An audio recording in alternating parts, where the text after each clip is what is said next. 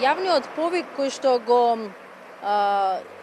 изнесе Агенцијата за медиуми, а на барање на 4 члена избрани од двете најголеми политички партии според договореното од минатиот месец, истекува денеска. Значи денеска завршува рокот до кога треба да се пријават сите оние заинтересирани за избор да бидат петиот член во ова адхок тело за контрола на медиумите.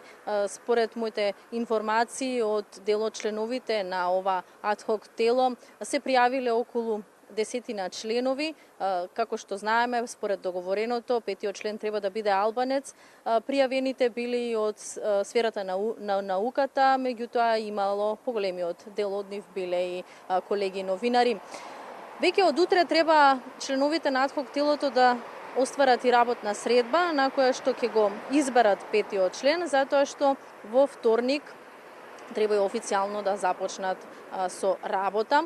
Според моите брифинзи од дел од членовите, овој петиот член треба да биде избран со консензус и се надеваат дека ќе го постигнат овој консензус, како што велат, консензус ќе има и во понатамошниот тек на нивното работење, бидејќи нивната цел не е да се блокира работата на Агенцијата на медиуми, туку да се спроведе договореното помеѓу 4 политички партии, се со цел фер и демократски предвремени парламентарни избори.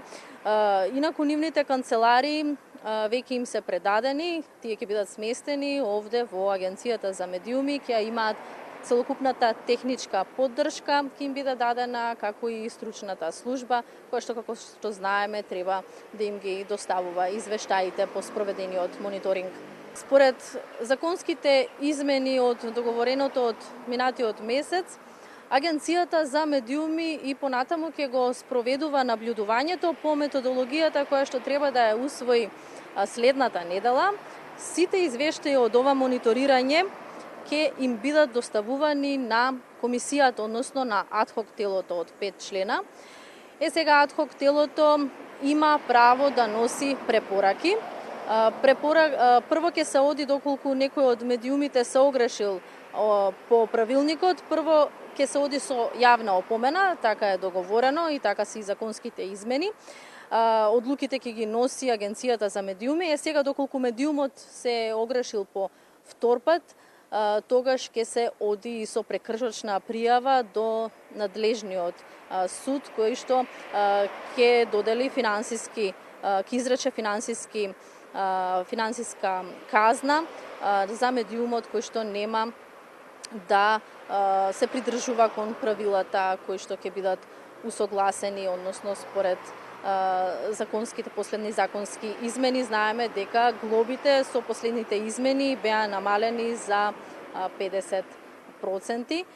Инаку, доста активности ќе има во Агенцијата за медиуми следнава недела. Прво во вторник е закажана јавната расправа токму по оваа методологија по која што ќе се следат медиумите. Во петок треба да биде усвоена методологијата, тие испратија јавен повик до сите новинарски здруженија, до сите медиуми да дојдат и да учествуваат на јавната расправа со своји предлози и со своји забелешки.